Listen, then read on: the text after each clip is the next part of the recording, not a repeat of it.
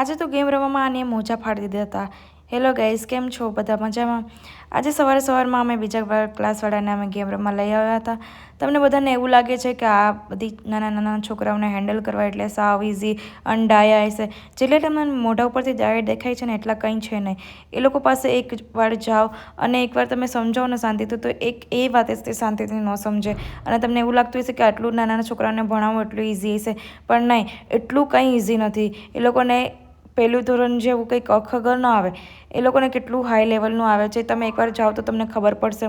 અમુક લોકો એવું વિચારતા હશે કે જો સાવ નાના છે તો એ લોકોને એવું સાવ ઇઝી પૂછાતું હશે, એવું કંઈ અત્યારના રહ્યું જ નથી. અને ફર્સ્ટ સ્ટાન્ડર્ડવાળાને ફર્સ્ટ સ્ટાન્ડર્ડવાળાને પણ એવું કંઈ છે જ નહીં. તો તમને એવું અગર લાગતું હોય તો જરાય નથી.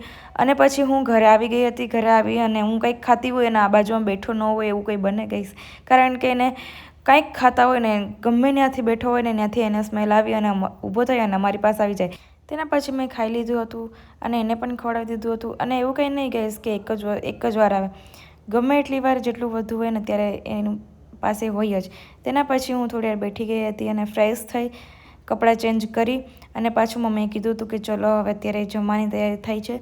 તો અમે ગયા હતા જમી અને પછી હું સૂઈ ગઈ હતી. ઉઠી અને હું કપડાં પ્રેસ કરવા બેઠી ગઈ હતી. મતલબ પ્રેસ તો મમ્મી કરતા હતા, પણ હું કપડાં સંકેલીને મમ્મીને દેતી હતી.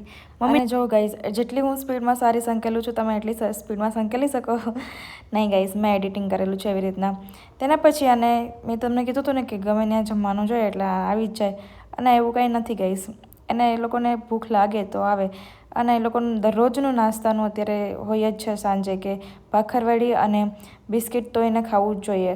એ લોકોને ખાવું જોઈએ તો આપણે શું કામ ન ખાવું જોઈએ? તો એના માટે મારા પપ્પા લાવ્યા હતા પકોડા અમારા બધા માટે. તો અમે એ બધાએ ખાઈ લીધા પકોડા અને મમ્મીને પણ ખાઈ લીધા. મમ્મીને જવાનું હતું મંદિરે, તો મમ્મીએ કીધું કે 2-3 કપડાં પડ્યા છે તેને તું પ્રેસ કરી દે અને પછી તારું કામ કરવા માંડજે. તો મેં કપડાં પ્રેસ કરી દીધા હતા મમ્મીના જેટલા બાકી હતા એટલા.